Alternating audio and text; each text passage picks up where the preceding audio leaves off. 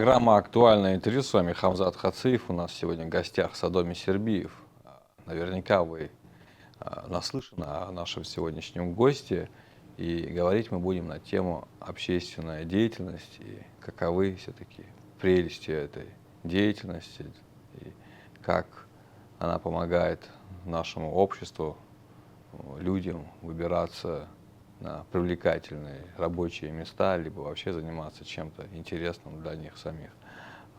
Садом Ашвол, вы являетесь, можно на «ты», да? Да, конечно, конечно. Вот, ты являешься человеком, с кем у меня лично ассоциируется не только общественная деятельность и молодежная политика в середине 2000-х. И как раз-таки мы с тобой познакомились в эту пору. Вот как ты считаешь, на сегодняшний день общественная деятельность, она так же популярна, как была вот те года, когда ты начал ею заниматься? Просто если вот возвращаться в то время, тогда было становление общественной деятельности. Надо понимать, что очень долгий период времени общественная деятельность как таковая отсутствовала в республике. То есть появлялись какие-то организации, но существенно повлиять ни на что они не могли, к сожалению. После, когда уже начали появляться общественные молодежные общественные организации, которые поставили для себя приоритет помогать обществу, помогать развиваться, выйти из того сложного кризиса, который тогда был. И надо сказать, что власть поддержала их, поддержала эти начинания, и тогда был такой всплеск энтузиазма. И активность была очень высокая. Эта активность и сейчас есть, просто мы из-за того, что было абсолютное затишье и появился какой-то всплеск, нам это как бы кажется больше, скажем так, активность. А в целом сейчас уже работа, скажем так, ведется системная в этом плане. Я со стороны наблюдая, вижу очень много общественных организаций. У нас работает общественная палата и очень активно принимает участие во всех политических, общественных процессах, происходящих в нашей республике. Власть уже, скажем так, абсолютно в тесном сотрудничестве с общественными организациями работает, и уже абсолютно, скажем так, сформировался уровень доверия между обществом и властью. Он очень сильный и очень высокий, как никогда. Угу. Что вообще тебя вдохновило заниматься общественной деятельностью?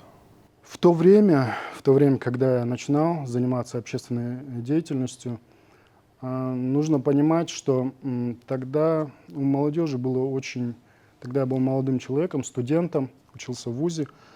Тогда был очень, скажем так, скудный выбор, чем себя занять, чем себя, скажем так, в чем себя проявить. Я бы назвал общественную деятельность, это, знаешь, это больше как призвание. То есть это желание сделать что-то хорошее, сделать что-то положительное для того общества, для своего народа, для своей республики, что-то, чем-то помогать, быть полезным. И во многом и волонтерская деятельность на этом строится.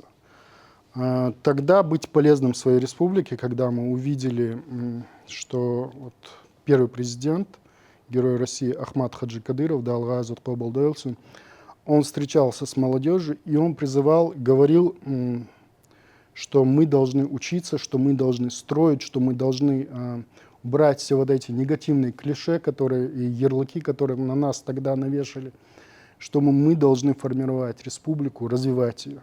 И это вдохновило многих людей, и многие люди в то время начали заниматься активно общественной деятельностью. Благо, что тогда начали появляться и общественные организации, которые позволяли именно работать в этой сфере деятельности, помогали по различным направлениям. У нас было, как тебе сказать, абсолютное раздолье в плане направлений деятельности. То есть у каждой, например, есть общественные организации, которые занимаются там, допустим, помощи людям с ограниченными возможностями, есть люди, которые занимаются там помощью бездомным животным, есть те, которые занимаются какими-то другими социальными значимыми проектами и так далее, экология, там разные направления. А тут как бы абсолютно, то есть непаханное поле. Можно заниматься, лишь бы у тебя было желание. Что самое главное, это находило поддержку. Находило поддержку, то есть руководство республики и глава республики, он всегда шел, скажем так, навстречу любым позитивным инициативам. И это, конечно, не могло не воодушевлять, и это воодушевляет и по сей день молодежь, то, что есть такой, скажем так, диалог. То есть и власть слышит молодежь, и общественные организации. И общественные организации слышат власть. И это дает, скажем так, большой продуктивный результат. Многие из тех, кто участвовали в этих общественных организациях, клубах и клубах МАТ, насколько я знаю, добились немалых успехов и имеют заслуги перед регионом, перед руководством республики. Вы с ними поддерживаете какие-то отношения? На каком уровне ваши взаимоотношения сейчас? Скажем так, мы поддерживаем отношения с многими людьми. Я на самом деле хотел сказать, вот, пользуясь тем, что я здесь, всех поблагодарить, всех, кто участвовал в общественных организациях, всех, с кем я работал. На самом деле я очень благодарен этим людям за то, что они сделали, за их энтузиазм, за их жизненную позицию, за то, что они захотели в это время быть полезными обществу, своей республике, своему народу.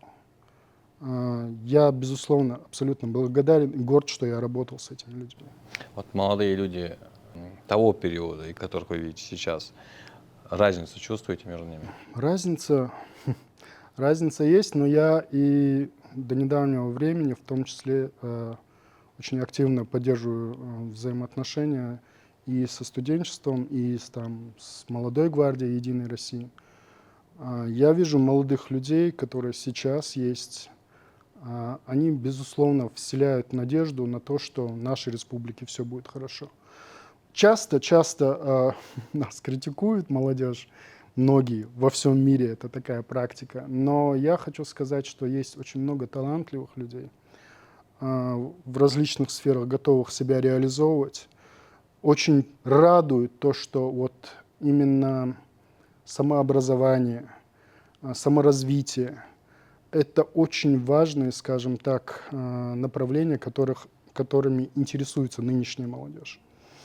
Я думаю, что со временем, когда они станут чуть взрослее, когда их, скажем так, окончательно сформируется их мировоззрение, они будут приносить огромную пользу нашей республике. Я в этом уверен, я очень на это надеюсь. Мы можем сказать, что сейчас, на данный момент, общественная деятельность остается привлекательной для нашей молодежи. Да, это безусловно так, потому что многие молодые люди, с которыми я общаюсь, они вступают в различные молодежные организации, пытаются там себя проявить. И на самом деле я думаю, что сейчас будет еще один такой большой всплеск в этой сфере, и я надеюсь, что молодежь, которая туда придет, сможет себя еще раз реализовать. Появились просто много новых направлений, много новых методов работы, в которые, конечно же, способствуют тому, что молодые люди могут себя более активно реализовывать в этом направлении. Садов, в какой-то период вы ушли из молодежной политики, верно? Ну да. Чем вы сейчас занимаетесь? Я работаю в сфере культуры, и мне интересно работать с творческими людьми, творческое направление. Интересно наблюдать за ними, потому что это для меня новое направление и новые люди, новый взгляд. Что-то, когда в твоей жизни меняется, вот, скажем так, радикально, да, это такое дает тебе новый толчок, новый всплеск, и меняет твое мировоззрение. Иногда нужно вот менять какие-то координаты, когда ты вот хочешь что-то в своей жизни поменять. Ностальгия часто посещает? Мне всегда приятно вспоминать то, что сделано. Опять же, всегда с благодарностью вспоминаю всех тех людей, с которыми я работал в этой сфере. И вообще, мне, наверное, повезло в этом плане, что люди, которые меня окружали, они были действительно хорошие люди, достойные люди. Многие из них показали себя с лучшей стороны. И мне приятно, если я им был чем-то полезен, в том числе. Поэтому, ну, такая хорошая ностальгия, она, конечно, присутствует. Ваш предок Садомий Сербиев дружил с Толстым. Вы какие-то отношения с его родственниками либо поддерживаете, может быть? Да, сюда не раз приезжал Владимир Толстой, это его предок. Кстати, он Льву Николаевичу приходится праправнуком, так же, как и я своему предку праправнуку. То есть мы в равной отдаленности как бы в поколениях. Да, и мне радостно, что он сюда посещает, и республику приезжает сюда. Как правило, с рабочими визитами он работает в сфере культуры, и он в том числе интересуется тем, что происходит с музеем имени Льва Николаевича Толстого в станице Старогладовская. То есть, да, общаемся, поддерживаем отношения. Как ты думаешь, почему все-таки великие русские поэты, писатели так интересовались нашим народом, нашей родиной, республикой? Знаешь, Что их привлекало? Творческий человек, он смотрит по-другому.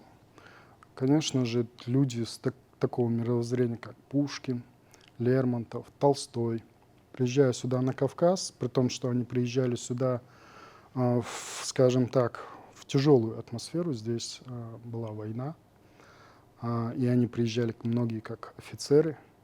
Тем не менее, наблюдая за простыми людьми, за их бытом, за их нравами, за их обычаями, их привлекало это. Говоря уже конкретно о Толстом, я могу сказать, что ему нравилось вот это свободолюбие чеченцев, нравился уклад жизни и чеченцев, и казаков, которые здесь жили, терских. Он об этом много писал. Он познакомился с моим предком совершенно случайно. Он увидел, что его в карточной игре обыгрывают офицеры, которые его заинтересовали этой игрой, предложили ему, а он увидел, что они мухлюют. Ему стало это неприятно. То есть вот такой человек был, вот таких нравственных устоев, и он сел и отыгрался за моего предка. То есть так они познакомились. Впоследствии, конечно, мой предок сделал ему такой, скажем так, ответный такой подарок тем, что отыграл уже долг самого Льва Николаевича Толстого, из-за которого он мог просто уйти в долговую яму. Они подружились, они познакомились. Толстой не просто, он интересовался фольклором, он интересовался обычаями, традициями. Он обо всем расспрашивал, это есть в его дневниках в том числе. То есть ему было интересно, чем живут эти люди.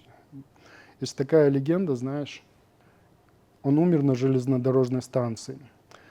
Говорят, что у него, он сбежал из дома, у него были, ну, скажем так, трудные отношения в семье, и он хотел как бы куда-то поехать, и у него нашли, говорят, в кармане билет до Моздока. К другу. Да, то есть есть мнение, что он хотел вернуться именно сюда, потому что здесь он видел такой уголок, который не тронула вот эта цивилизация, именно вот с традиционными ценностями. Вот, именно вот такой быт людей, который его очень привлекал. Говорят, что Толстой интересовался исламом. Да. Это может быть свидетельство того, что ваш предок, может быть, заинтересован?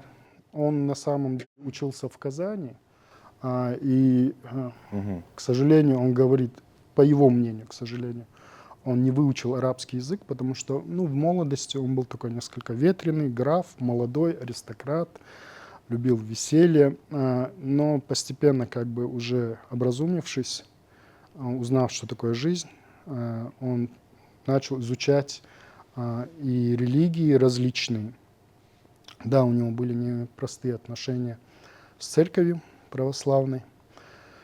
Ему были очень близки взгляды ислама, религии ислам. И об этом он переписывался, он, кстати, переписывался со многими представителями духовенства, исламского духовенства того времени. Конечно же, и здесь, на Кавказе, он почерпнул много идей, и в том числе говорят, что вот это его, скажем так, несколько так пацифистские взгляды, да, то есть непротивление злу, насилию, они были восприняты изучение наших устазов. Впоследствии говорят, что, ну это опять же так, как легенда, что далее эту идею воспринял Ганди и уже отталкиваясь от философии своей культуры и своего народа, сделал, скажем так, это знаменем, эти идеи знаменем борьбы за освобождение Индии. То есть есть такая мысль, что от наших устазов через этого великого писателя и мыслителя она уже дальше перекочевала.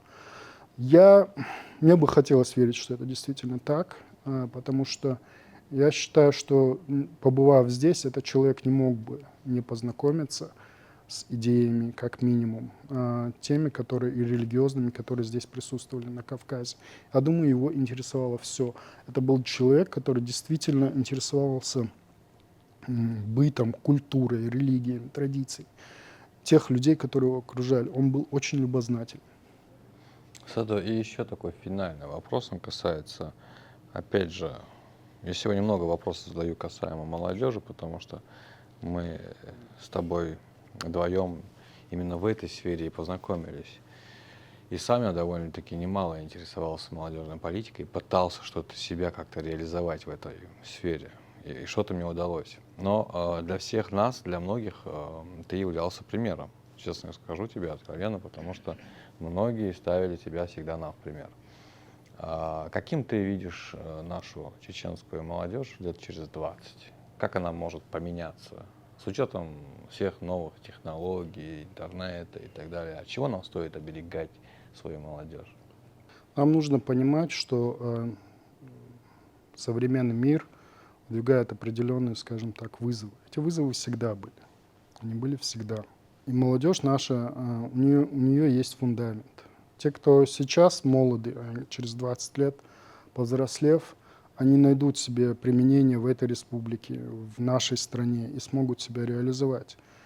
Возможностей стало намного больше, чем то, когда я был молод, когда я был студентом. Да? То есть с каждым годом возможностей больше становится в мире. И реализовать себя получится многим. Главное, чтобы было желание. А у нас очень, скажем так, целеустремленная молодежь. Молодежь, которая хочет и может добиваться успехов. Во всяком случае, я надеюсь, что мы сможем сохранить себя, свою национальную идентичность, себя как нация, и проявить себя, скажем так, с лучшей стороны.